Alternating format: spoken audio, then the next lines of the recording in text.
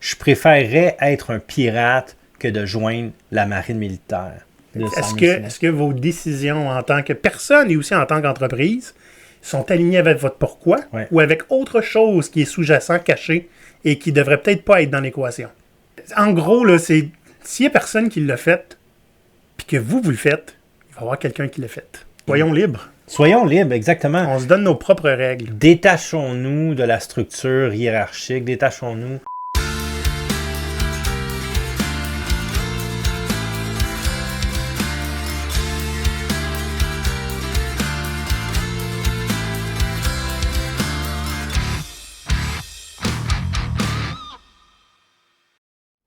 Cet épisode est une présentation de Kanban Québec, le Kanban en français. Pierre, bienvenue à ton premier épisode officiel de GoPirate. En tant que co-animateur, parce que les autres épisodes que j'ai fait avec vous autres, c'était à distance. C'était à distance, c'était aussi en remplacement de Maurice, comme invité aussi. Oui, comme invité, mais je m'étais un peu déguisé là, parce que je me sentais concerné.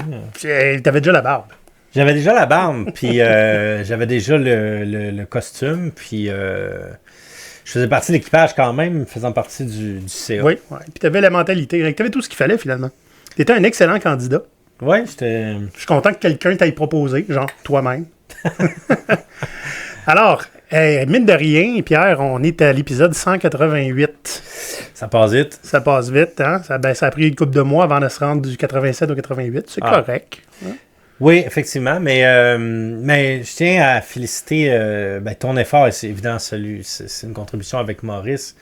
Un super beau travail d'équipe que vous avez fait jusqu'à maintenant, jusqu'au décès de Maurice. Vous avez fait vraiment un héritage important, je pense, pour la communauté. J'ai tendance à être d'accord avec ce que tu dis, avec tous les feedbacks qu'on a eus à tout moment. Il y avait tout le temps quelqu'un pour nous dire « c'est important ce que vous faites ». Donc, c'est pour ça qu'on continue. Aujourd'hui, Pierre, on a un sujet que c'est pas exactement un sujet très, très particulier, mais on trouvait que c'était important de faire un... Comment tu dirais ça, donc? Dépoussiérer un petit peu GoPirate. Faire peut-être un petit retour sur... Vos racines. Les racines, oui, exact. Ouais, les racines. Back to the roots. Ce qu'on va parler aujourd'hui, c'est... on va lever les voiles officiellement, hein, pour GoPirate, appelez-le nouvelle mouture. Nouveau départ. Là, comme vous voulez. Il n'y aura pas de saison 2 ou de 2.0. Là. On continue où ce qu'on était. Exact. Mais qu'est-ce qui fait un pirate?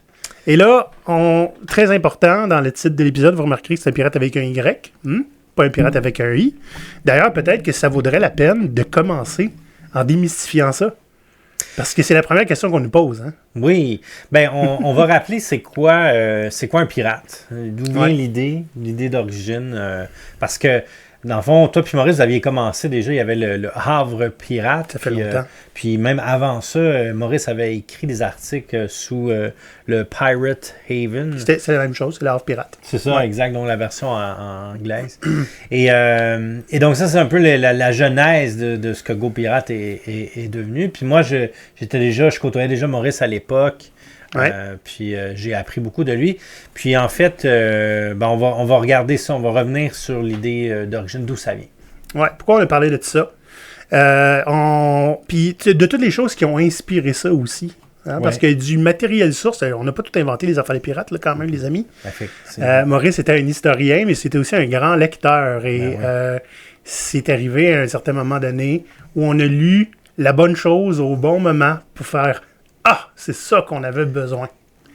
Oui. Puis en même temps, je pense que l'idée de revenir sur ce sujet-là, c'est pour nous aussi de reprendre le flambeau ensemble pour continuer l'œuvre que vous avez commencée. C'est vrai. Puis la perception de ce qu'est un pirate pour toi peut être vaguement différente de ce que c'est pour moi ou pour les auditeurs.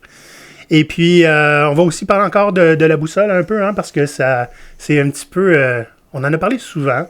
On a mentionné souvent, Maurice et moi. Oui. Mais, tu sais, c'est une manière de facilement comprendre c'est quoi GoPirate, c'est avec la boussole. C'est pour ça qu'on coach les gens aussi à faire leur propre boussole. Comment facilement expliquer t'es qui, puis t'es là pourquoi. Donc, c'est un petit peu ça qui va être au menu. Alors, il y en a qui connaissent déjà ça. Ben, tant mieux pour vous. On va vous rafraîchir la mémoire. Puis ceux qui... C'est la première fois qu'ils regardent GoPirate parce que vous connaissez Pierre, hein, puis vous voulez l'encourager dans ses petits passe-temps de fin de semaine, là, bon, ben, vous êtes à la bonne place. Oui, vous êtes à la bonne place. Hey, chers pirates, d'ici la fin de l'épisode, si vous trouvez que ce qu'on vous dit, ça vous parle et que vous avez un petit peu de l'âme pirate, n'hésitez pas à aller voir notre compte Patreon. Hein, c'est patreon.com/GoPirateCanada. Qu'est-ce que ça fait? Ben, vous pouvez devenir un membre pirate officiel. On va officialiser votre piraterie. Vous allez être un full patch. Ensuite de ça, il y a une communauté pirate sur Discord où les pirates de peu partout dans le monde, on en a au Québec, en France, en Belgique, on en a beaucoup en Europe, qui se rejoignent pour échanger sur qu'est-ce qu'ils attendent de la vie, comment s'approprier tout ce qui est autour d'eux, spécialement dans le travail. Donc, il y a une communauté pour vous autres, les pirates. C'est pas trop difficile à rejoindre. En fait, il y en a pour tous les budgets. Donc, allez faire un petit tour. Et si vous avez des questions, venez nous voir. Bon, Pierre, la grosse pub sale étant faite, j'aimerais ça qu'on revoie un petit peu pourquoi GoPirate, c'est Pirate avec un Y. C'est quoi l'affaire de cette affaire-là? Parce que, imagine-toi donc qu'il y en a qui me disent « Ah, OK, c'est des pirates informatiques. C'est la première chose qu'on voulait écarter. Ouais. C'est important de comprendre que GoPirate n'appuie pas les actions qui sont illégales. OK? Effectivement, parce que aujourd'hui, l'orthographe du mot, c'est avec un I, mais il y a peut-être une ancienne, dans une époque plus lointaine, dans l'ancien français et l'ancien anglais, on utilisait un Y. Ouais, spécialement à l'époque de l'âge d'or de la piraterie. Donc, exact. C'est les groupes de pirates qui nous intéressent, n'est-ce pas? C'est Barbe Noire, Anne Bonny et Jack Rackham et compagnie qui ont existé pour vrai dans les années 1700. Ben, cette gang-là, ils ont été, si on veut, dévoilés au public dans un livre qui s'appelait The General History of the Pirates. Ouais. Et c'était écrit avec un Y. Exact. La référence est là. Donc, on ne veut pas être confondu avec des pirates informatiques ou des pirates maritimes qui existent toujours aujourd'hui. Oui, exactement. Évidemment, ils ont changé un petit peu. Là. Ils ne s'habillent pas comme nous, on s'habille. Nous, on s'habille vraiment comme les pirates historiques. Et l'analogie, en fait, c'est une analogie qu'on utilise. L'analogie des pirates, c'est que c'était des gens qui brisaient les règles. C'était des gens qui étaient avant-gardistes sur certains points au niveau social. Donc, on pourrait voir l'entreprise moderne comme un navire, comme un bateau avec un équipage. Et les pirates, c'était comme une entreprise qui était différente de la marine marchande ou la marine militaire. Des gens qui sont partis à leur compte parce qu'ils n'étaient pas d'accord avec la façon dont ça fonctionnait sur les bateaux en général. Exact. Et c'est sûr qu'eux, ils faisaient des activités qui étaient considérées illégales à l'époque. Attends un peu.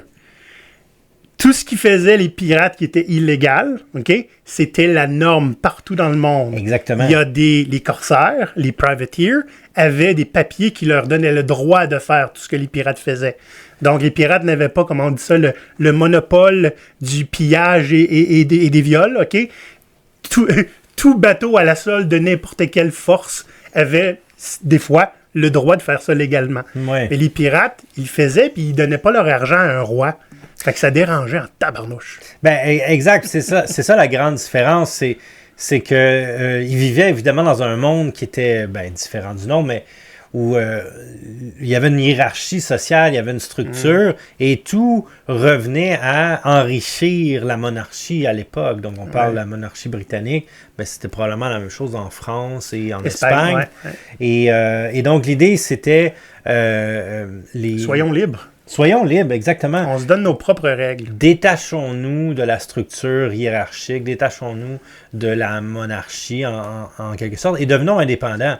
Et dans certains cas, ça a fait des pays.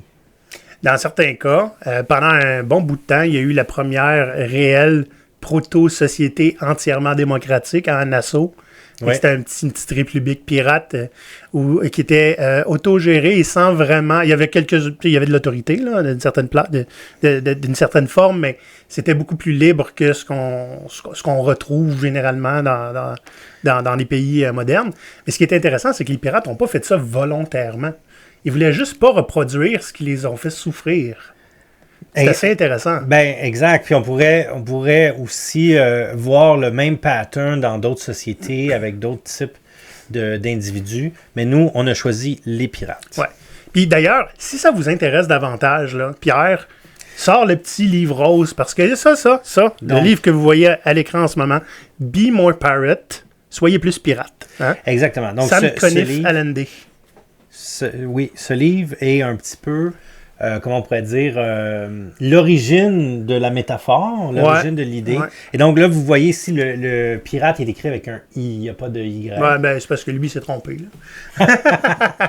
Mais écoute, ce livre-là, effectivement, pour ceux qui se demandent d'où est-ce que c'est venu Go Pirate, c'est que Maurice et moi, on avait toujours voulu, comment dire, mieux trouver notre place dans le travail, en fait, changer les règles pour que nous, on puisse vivre bien. Et on s'est dit, ça va être difficile de changer les règles d'une autre entreprise, hein, fait qu'on va partir la nôtre, et on va montrer l'exemple. Et ça nous a pris beaucoup d'explications et de temps pour que les gens le comprennent. C'était tellement long à expliquer pourquoi et comment on faisait que les gens, ils se désintéressaient. Mais quand on a attrapé, quelqu'un nous a envoyé c'était une petite conférence de 25 minutes de Sam Conniff Allende, la conférence Be More Pirate. On a fait comme ça. Il est là, le hook marketing que les gens vont comprendre. L'analogie est là. La métaphore est parfaite. C'est exactement notre mindset. Maurice étant historien, il a fait tous les liens en une demi-seconde. Exact. Puis c'est comme ça que Go Pirate est né. Oui, et dans le fond, l'histoire des pirates en général et des actions qu'ils posaient, qui se rapprochent de ce que nous, on propose aujourd'hui, c'est décrit dans ce livre-là. Moi, ce livre-là m'avait été recommandé par Maurice. Bien sûr. Et ça m'a pris un certain temps avant de le lire, mais quand je l'ai lu en 2019, quand je l'ai lu, ça a changé ma vie. Ça a changé ma façon de voir les choses. Et c'est là que j'ai fait le lien avec tout ce que Maurice m'avait enseigné dans les années précédentes. Ça s'est comme concrétisé, hein, exactement. Ouais, quelque chose de tangible. Hein. Oui, et c'est là que j'ai commencé vraiment à développer l'esprit pirate. Et vous, en parallèle avec ça, vous avez lancé vos initiatives qui sont devenues Go Pirate aujourd'hui. Ouais. Nous, bien sûr, chez Go Pirate, on a raffiné un petit peu ce qu'est notre version d'un pirate. Mais si vous voulez vraiment vous plonger jusqu'au cou, le livre de Be More Pirate est vraiment intéressant. By the way, le sous-titre, c'est How to Take on the World and Win. Comment s'attaquer au monde et réussir. Donc, c'est quand même... it's a big claim. Puis il y a une super citation là, qui est de feu Steve Jobs. Puis je sais que Steve Jobs n'était pas nécessairement, disons, la personne la plus humaine. Ouais, la référence, c'est ça. Exact. Mais gardons ça, gardons juste sa citation. Il dit « Je préférerais être un pirate que de joindre la marine militaire. » Donc, ça veut tout dire. C'est... Better reign in hell than serve in heaven. c'est un peu ça. Si on regarde ce que Steve Jobs a fait, c'est vraiment de briser les barrières, puis de toujours pousser plus loin. Mais peut-être qu'on devrait justement lister les 4 points importants du livre. Ben, on va en parler, parce qu'après ça, on va parler de Go Pirate, puis on va voir comment il y a des croisements. Mais effectivement, il y a des points assez importants que vous allez déjà reconnaître si vous avez déjà écouté Go Pirate, mais c'est important, je pense, de les rappeler. Veux-tu faire le premier? Vas-y avec le premier. Oui, donc le premier, c'est garder l'œil sur le prix. Le butin. Le butin. Oui, j'aime mieux le butin. Garder l'œil sur le butin. Qu'est-ce que ça veut dire? C'est, autrement dit, garder le cap sur votre objectif.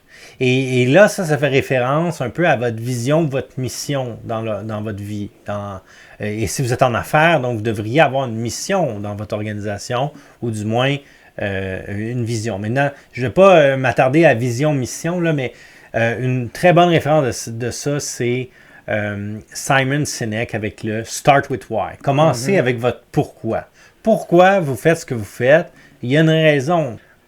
Tu sais, ce qui est important de comprendre, c'est quand tu as un pourquoi, quand tu es une entreprise spécialement, si le but, c'est de juste faire de l'argent, il y a plein de monde qui vont être d'accord avec toi, parce que c'est ça, être en affaires, il faut faire de l'argent, mais c'est pas vraiment invitant Comprends-tu? Hey, je vais aller travailler pour eux autres parce que, écoute, je vais pouvoir faire de l'argent pour quelqu'un que j'ai jamais vu, que je verrai jamais.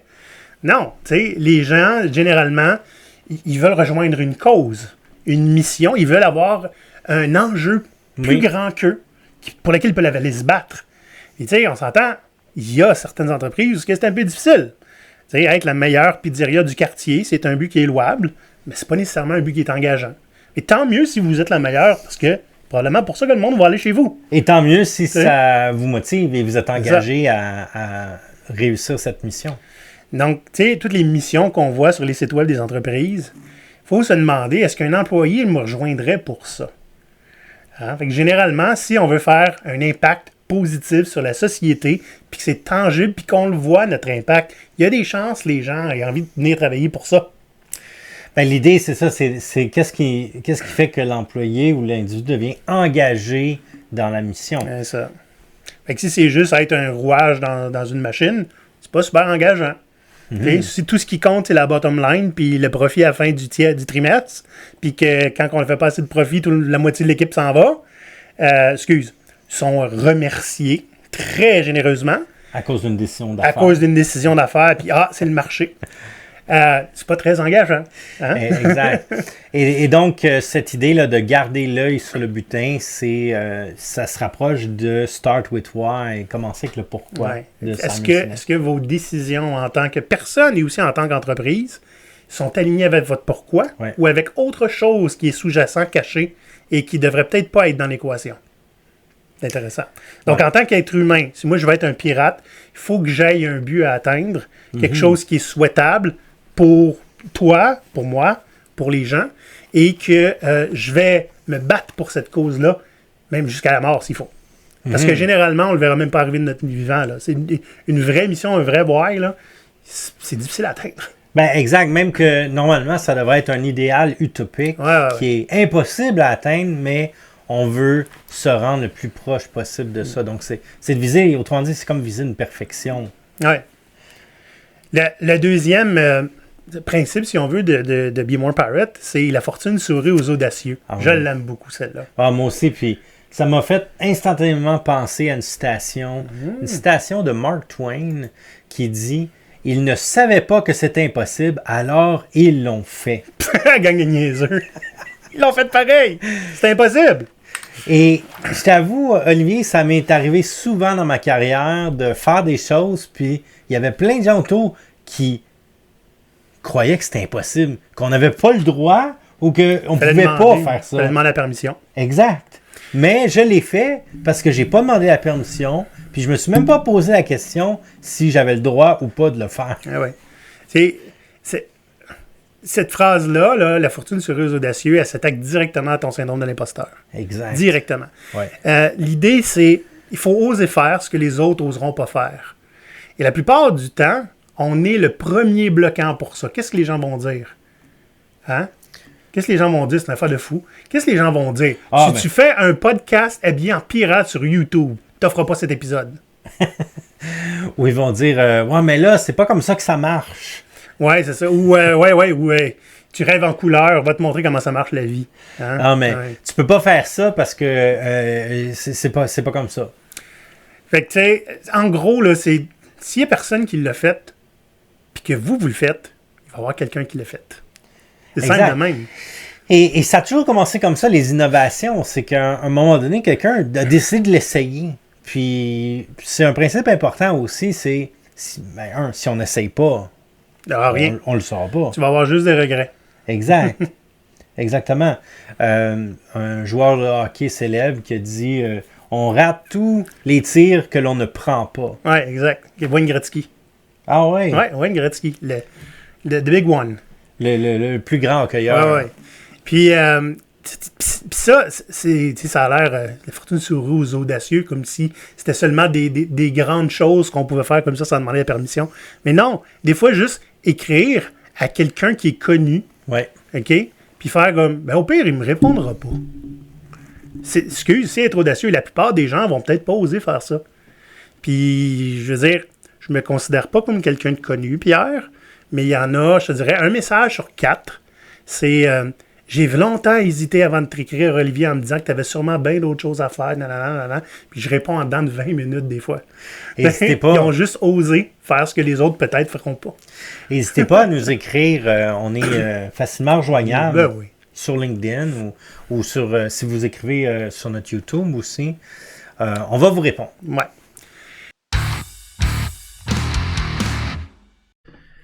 Bon, Olivier, c'est moi, David Miljour, directeur du pôle d'économie sociale de l'agglomération de Longueuil.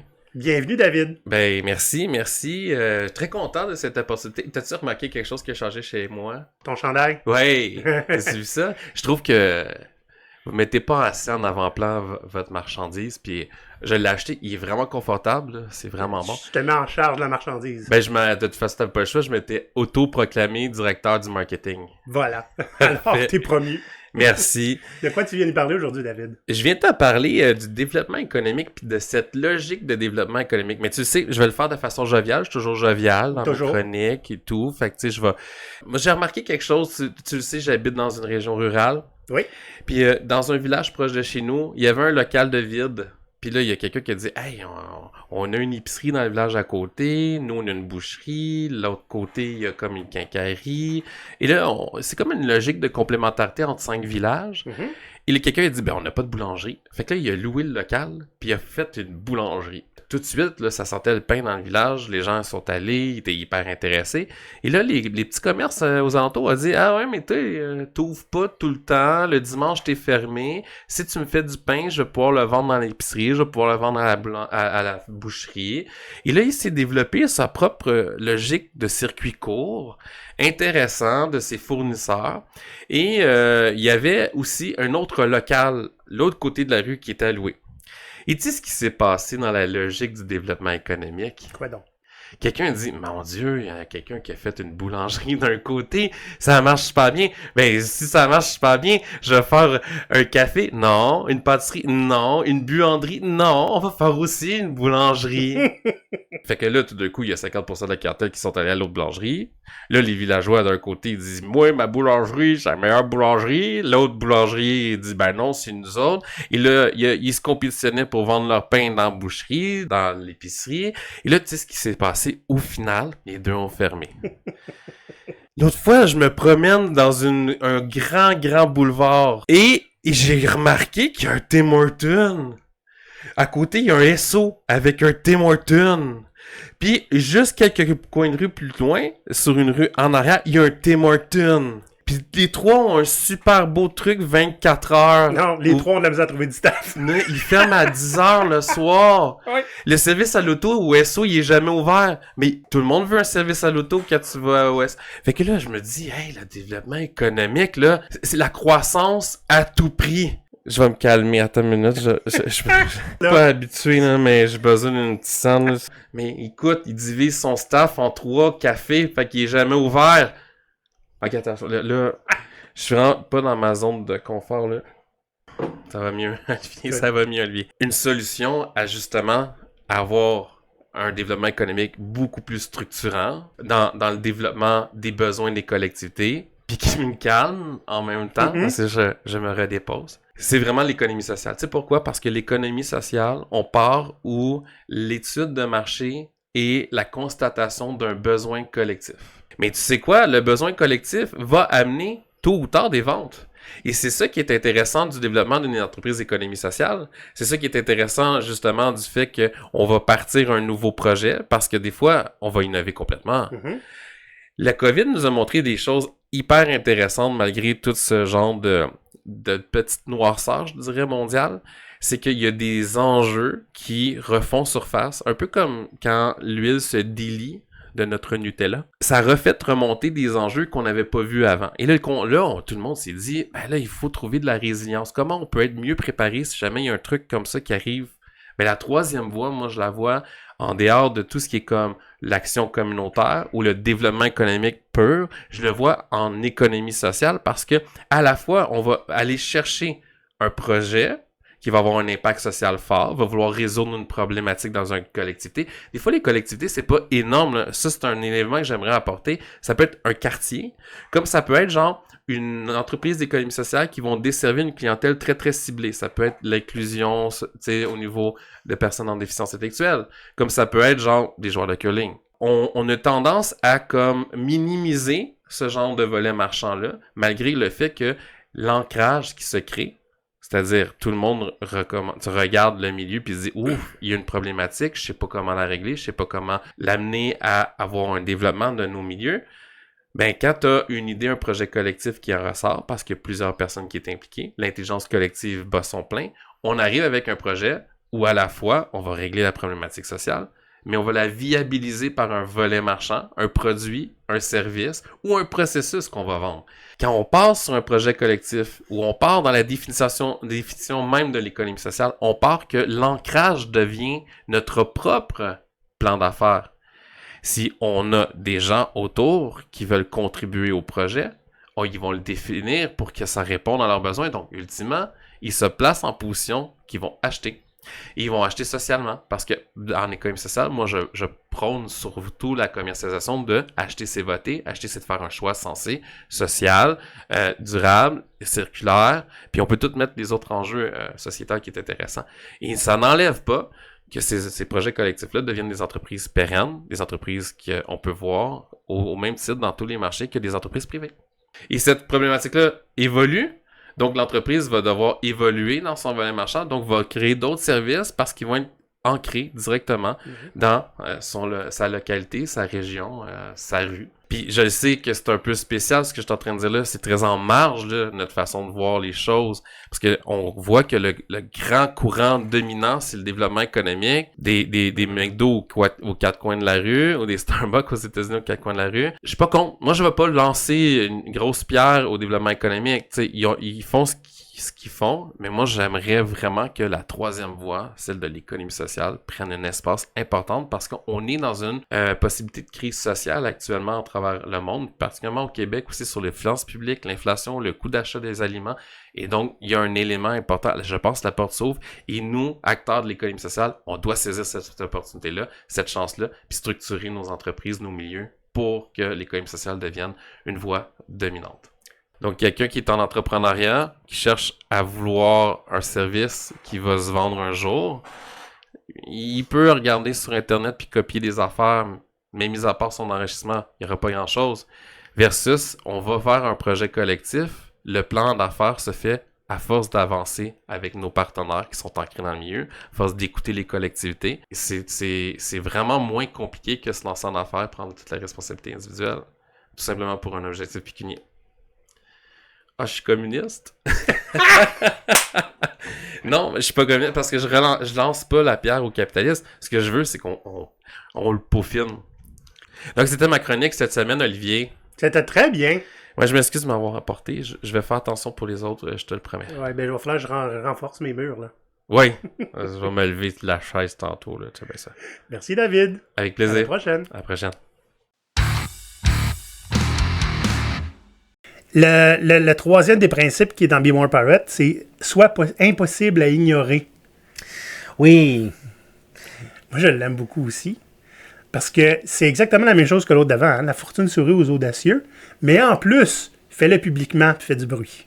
Exact. Dans le fond, c'est de déranger, mais de façon positive. Donc, du trouble positif. Maurice, il disait ça. Positive troublemaker. Exactement. Ouais. Donc, l'idée, c'est que les gens pensent à vous dans certaines situations. Donc, s'il y a, je sais pas, si vous êtes un spécialiste en marketing, puis quelqu'un dit, ben moi, j'ai besoin de quelqu'un en marketing, ben à ce moment-là, si la première personne qui leur vient en tête, c'est vous, ça veut dire que vous avez réussi votre piraterie. On fait l'association entre votre expertise et vous. Vous êtes démarqué. Voilà. Il y a un autre bel exemple assez live. Ça fait longtemps que c'est pas arrivé, mais ça arrive des fois. Tu sais, quelqu'un qui écrit une énormité sur LinkedIn. Ouais. OK? Une énormité. Puis là, une matinée, je reçois une notification. Il y a juste quelqu'un qui m'a tagué. That's it. Ah. Il sait exactement ce qui va s'en suivre. Olivier s'en va ramasser le gars avec ses propos. Ça, c'est parce que quelqu'un, pour lui, je suis impossible à ignorer. Là. Il a vu une énormité, Puis il a dit comme Olivier, c'est le meilleur pour répondre à ça, moi le taguer. That's it. C'est le seul qui dans le commentaire, c'est mon nom. Ça me fait très rire. N'hésitez pas à le faire, hein. Ça m'occupe. Et le quatrième, c'est forge ta propre légende.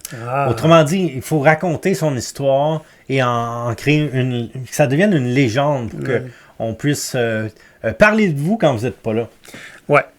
Individuellement, il faut pas se prendre pour de la merde, disons-le. L'idée, c'est pas exactement de forger sa légende puis que les gens la racontent pour vous, hein? Mais c'est aussi d'être capable de contrôler votre propre narratif. C'est ce que ça veut dire. On a déjà fait un épisode, Maurice et moi, numéro 56.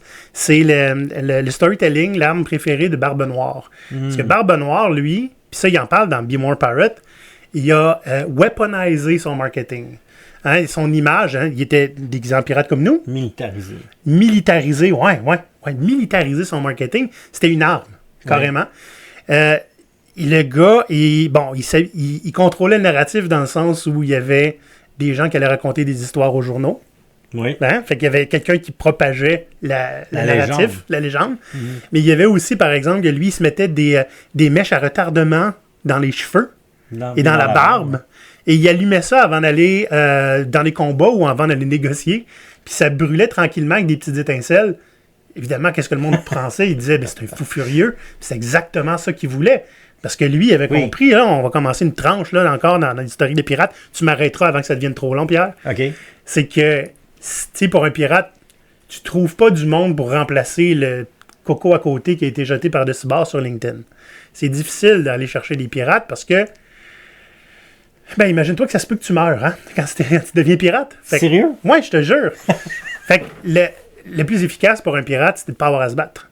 Avec l'idée, c'est si les gens ont peur et ils savent que s'ils se rendent, ils vont avoir la vie sauve, nous, on se blesse pas, eux se blessent pas, on part avec le butin, c'est fini.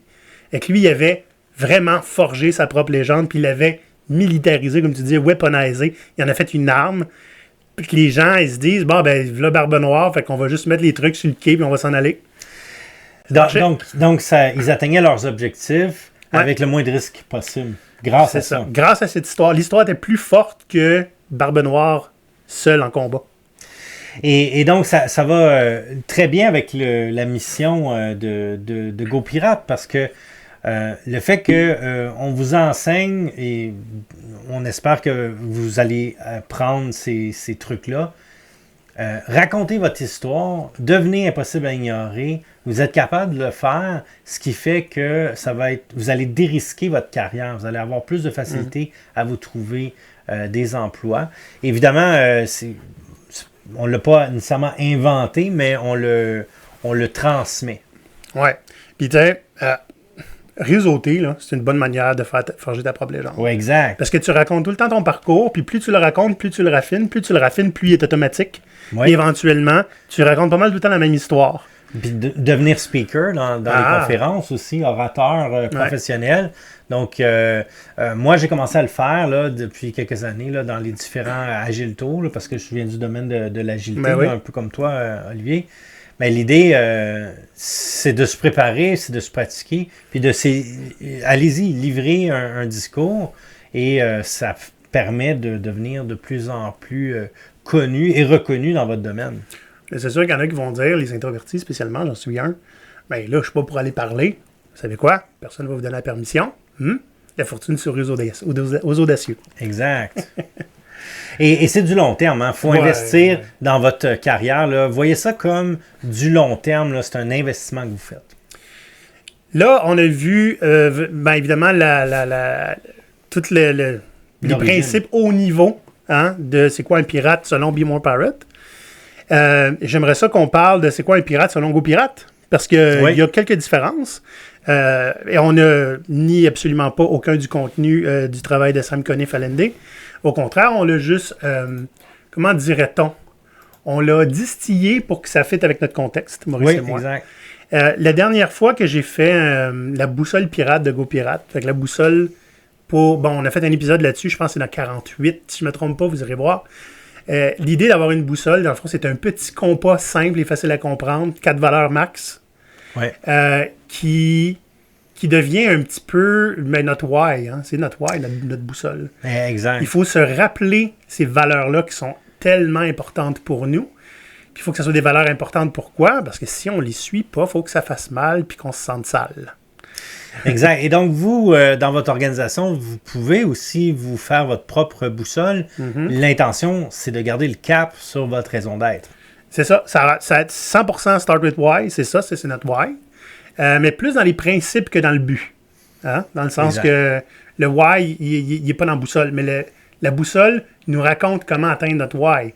Donc, c'est les valeurs qu'on doit respecter pour qu'on soit toujours aligné, dans le fond, avec ce pourquoi on fait. Là. Exact. Okay? Donc, celle de GoPirate. Donc, dans les cartes de GoPirate, il y en a 2 qui sont identiques à celles de... C'est ça. Le Soyez impossible à ignorer puis la fortune cerise audacieux, on l'a volé. Parce que Saint-Nicolas Falandé n'était pas bien... D'abord, il n'était pas bien frileux, puis il était tout à fait d'accord que les gens s'approprient son livre autrement. Oui. Ben, puis, petite parenthèse, Olivier, moi, je pense que tout livre qu'on lit, qu'on apprécie, je pense qu'implicitement, l'auteur a un peu nous donne la permission de prendre ces idées-là et de les propager, les idées, de les altérer. Exactement. Puis c'est pas comme s'il y avait un copyright sur la fortune cerise audacieux. Là. Je veux dire, c'est une maxime qui date de très longtemps. Exactement. Donc, la fortune cerise audacieux et Soyez impossible à ignorer, ça fait partie de nos valeurs chez GoPirate. C'est-à-dire qu'on essaie de faire des choses que les autres n'osent pas faire. Et on le fait publiquement et de façon fracassante des fois. Hein? Les 2 autres, qui étaient importantes pour Maurice et moi, agir pour de l'impact, ça, vous savez que c'est celui de Maurice, c'est si on fait quoi que ce soit et que ça n'a pas d'impact, on le fait pour rien. Donc, c'est important de faire une différence avec tout ce qu'on fait. Oui. Si on fait quelque chose pour entretenir le statu quo, on pourrait probablement passer notre temps à faire quelque chose de mieux. Oui, puis je pense qu'on a un très bel ouvrage aussi qui nous aide à piratiser notre impact. Ben, voyons, toi. Ah oui, ça s'appelle le Manuel Pirate. Ah, qui c'est qui a écrit ça? C'est Maurice, puis Olivier. C'est Maurice, puis Papa. Puis qui c'est qui a édité ça? Ah, ben, c'est une gang de pirates une aussi. Gang de c'est une des compagnies à Pierre. En fait, c'est pas une des compagnies, c'est la même compagnie. C'est Gunman Québec sous un autre nom, là. Exactement, donc on en reparlera, mais l'idée, c'est qu'on a développé une maison d'édition pour publier le livre de GoPirate. Toi, tu l'avais créé pour faire une autre petite affaire out of nowhere, là, qui n'avait pas super servi. Exact. Donc, puis, les éditions Laurentia, les éditions Laurentia, c'est nous. Et voilà. Donc, c'est ça. Maurice et moi, on a publié ça en 2022, début de l'année. C'est le manuel pirate, comment réveiller le pirate en vous et reprendre le contrôle de votre carrière. 100% de tout ce qu'on vient de dire depuis le début est pas mal là-dedans, mais c'est avec des trucs concrets. Donc, écrit par toi et Maurice. Par moi et Maurice. J'ai écrit la préface et j'ai contribué à la mise en page. Puis aussi au sociofinancement. Oui. Donc, on va peut-être en faire d'autres, Pierre. On va voir. Je suis certain qu'on va en faire d'autres. La dernière des valeurs de GoPirate, c'est briser des chaînes. Il y en a qui se fait... Quoi, y a-t-il des gens qui sont enchaînés? Oui. OK? Pas littéralement. Pas littéralement, mais il y a des gens qui s'enchaînent eux-mêmes, qui s'enferment dans une cage dorée, qui s'en plaignent, mais c'est parce que je vais perdre plein d'avantages si j'arrête. Exact, on l'a tous fait dans notre vie. On l'a tous fait. Puis l'idée non plus, c'est pas de prendre une décision, tu comprends, foncer tête première dans le tas, là, non plus. Mais l'idée, c'est ne pas accepter de piler sur nos valeurs éternellement. Ça peut se faire des fois de façon temporairement, dépendant du contexte. Mais l'idée, c'est briser les chaînes, c'est aussi limite pas ton potentiel, puis briser les chaînes des autres. Moi, je me fais un devoir de faire que partout où je passe, les gens sont plus en contrôle de leur travail. Tu me donneras le titre que tu veux, Pierre. Coach agile, directeur d'OBNL ou manager.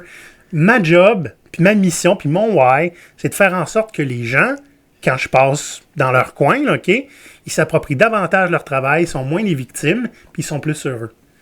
Puis quand je peux plus rien faire, je m'en vais. Hein? Fait que je m'en fous du titre que j'ai. C'est pas une question de titre. Je fais tout le temps la même chose.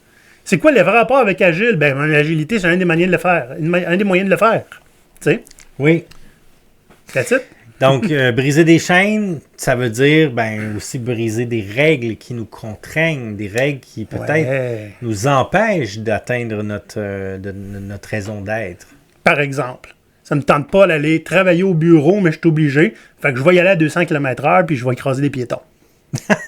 C'est une bonne règle, ça? Non, comme on disait au début de l'émission, le but, nous les pirates, avec un Y, on ne propose pas ou on ne soutient pas des actions qui sont illégales. Il faut rester quand même dans le cadre de notre société. J'ajoute une parenthèse, on n'encourage pas la légalisation de ce qui est immoral non plus. Exact.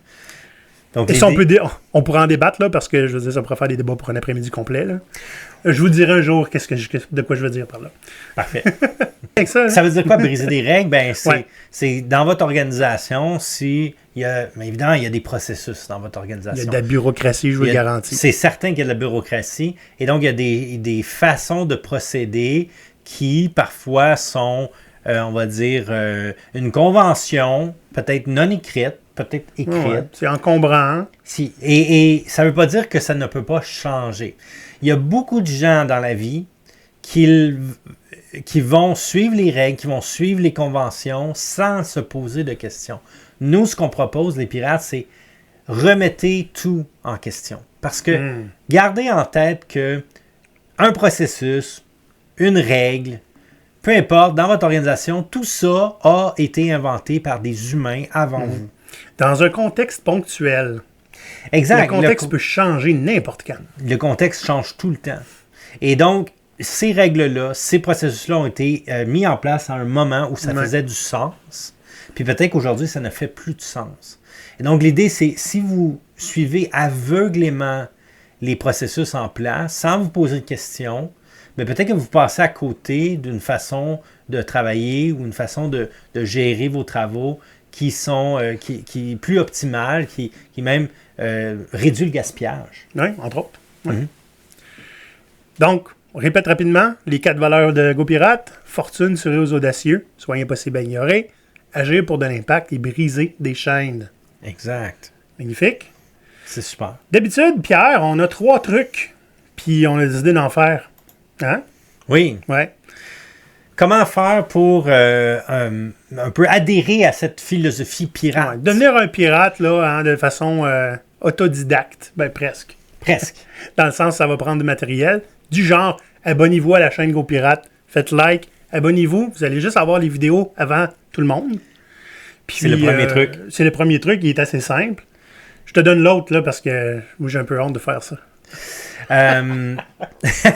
Deuxième truc, lisez le livre Be More Pirate. Comme je vous dis, moi, ça a changé ma vie. Mais il y a un autre livre vraiment important aussi, le Manuel Pirate, qui va vous aider à vraiment piratiser votre carrière, à comprendre comment avoir plus d'impact au travail. Au quotidien. Mm-hmm. Et ce qui va contribuer à votre bien-être au fil du temps. J'aime pas ça faire de la pub, mais sans salle, tu vois, ça va contre mes valeurs. Écoute, c'est une synthèse. Le livre ici, c'est une synthèse des idées de toi et Maurice. Des fois, j'ai pas le temps d'aider quelqu'un, puis va chercher ça, puis ils viennent me voir après, puis OK, maintenant, je sais comment tu peux m'aider mieux. Puis la troisième, essayez de briser une petite règle qui sert à rien dès la semaine prochaine, là. OK? Là, qu'est-ce qu'on veut dire par là? C'est pas de le crier. Moi, je fais pas ça! Ça, c'est être un trouble-fête. Ouais. Est-ce qu'on pourrait donner quelques exemples, peut-être? Ben, certains. Quelques exemples rapides. Tu sais, si vous savez que vous faites quelque chose qui ne sert absolument à rien, faites-le pas une journée, puis regardez si le feu prend. Si le feu prend pas, peut-être que ça vaut la peine de remettre en question cette action-là. Un très bel exemple, c'est que Maurice expliquait, puis d'ailleurs que tout le monde a vécu, je l'ai vécu moi aussi, ce fameux rapport qu'il faut livrer à chaque semaine à notre patron ou à peu importe qui. Puis on se rend compte après un certain temps, mais il n'y a personne qui lit ce rapport-là. Je sais pas si tu viens, mais Maurice l'avait carrément dit. Moi, du monde qui me disent qu'il aime ça de lire les rapports, je les crois pas. Donc, si vous faites des rapports, organisez-vous que ça soit important. et que l'information qu'il y a dedans serve à quelque chose, serve à peut-être prendre des décisions. Mais si on fait un rapport par habitude, questionnez-le. Une autre chose, je vous raconte une histoire personnelle. Vas-y. Il y a très très longtemps, dans une autre carrière, Une autre vie. j'étais entrepreneur. Je suis à nouveau entrepreneur maintenant, mais il y a plusieurs années, j'étais entrepreneur et j'ai eu droit à une subvention du gouvernement. Là, cette j'étais époque-là. chanceux. Oui, Jamais réussi. Mais parce que j'étais jeune à l'époque. T'avais l'énergie de faire remplir des formulaires toute la nuit. OK. Et donc, dans cette demande de subvention, c'était clairement indiqué qu'on n'avait pas le droit d'avoir 2 subventions en même temps. Mhm. Mais qu'est-ce que j'ai fait, tu penses? T'en as eu 4. Non. Non? Non, j'ai pas triché. J'ai brisé une règle.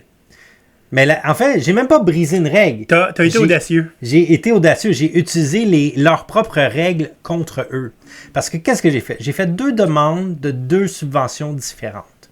J'ai été accepté Pour le même projet? Pour le même projet.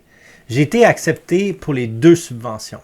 Donc, qu'est-ce que j'ai fait? Puisqu'on n'a pas le droit d'avoir les 2 en même temps, j'ai appelé, j'ai dit, désolé, je ne pourrai pas accepter votre subvention parce que j'ai été accepté à une autre subvention. T'as pris celle qui te plaisait le plus, finalement? Celle qui était le plus, qui était la meilleure des 2. Et donc, la madame au téléphone qui me dit, mais vous n'avez pas le droit d'avoir 2 subventions. Je le sais. J'ai dit, ouais, je sais, c'est pour ça que je vous appelle. Je vous appelle pour vous dire que je ne pourrai pas accepter votre subvention. J'en ai une autre, je le sais, je n'ai pas le droit d'avoir les 2. Donc, j'ai été audacieux là-dessus. T'es fait travailler pour rien. Oui, c'est sûr. Mais j'ai resté dans la légalité. Absolument. J'ai utilisé les règles contre eux-mêmes. Excellent, excellent.